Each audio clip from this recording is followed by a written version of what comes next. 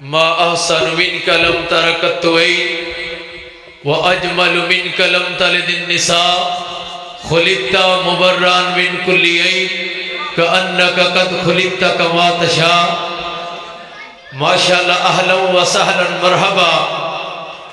ہمارے آج کی اس بزم کے معزز و مکرم مہمان خصوصی فاضل نوجوان عالم نبیل فاضل جلیل فضیلت الشیخ حضرت مولانا علامہ ناصر مدنی صاحب آپ حضرات کے سامنے اسٹیج پہ جلوہ افروز ہیں۔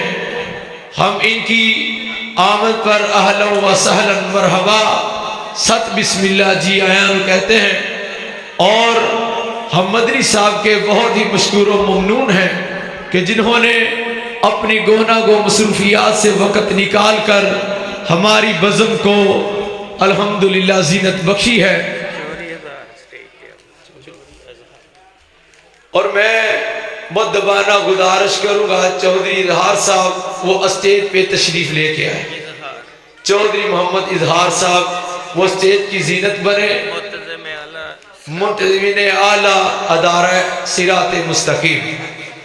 اور اب میں اپنے اسی ادارہ ہادہ کے ہونہار طالب علم حافظ علی حسن ان سے ملتمس ہوں کہ وہ اسٹیج پہ آئیں اور انگلش کے اندر آپ حضرات کے ساتھ محو گفتگو ہوں۔ حافظ علی حسن صاحب۔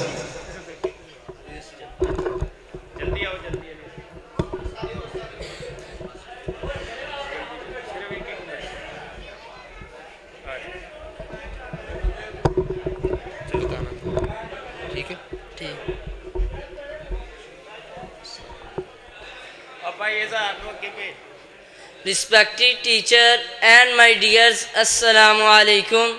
Today the topic of my speech is Holy Prophet Muhammad sallallahu alaihi wasallam. The life of the Holy Prophet, peace be upon him, is a role model for every person in this world who believes in Allah and the day of judgment, the source of light and guidance. The Prophet, peace be upon him, can lead us completely. The world has seen a lot of scholars, philosophers and preachers, but no one was as great as the Prophet Muhammad sallallahu alaihi wasallam, peace be upon him. Allah sent his messenger in every period of history to guide the humanity. The world has been waiting for the last prophet for centuries. This long wait was ended with the prophethood for the prophet, peace be upon him.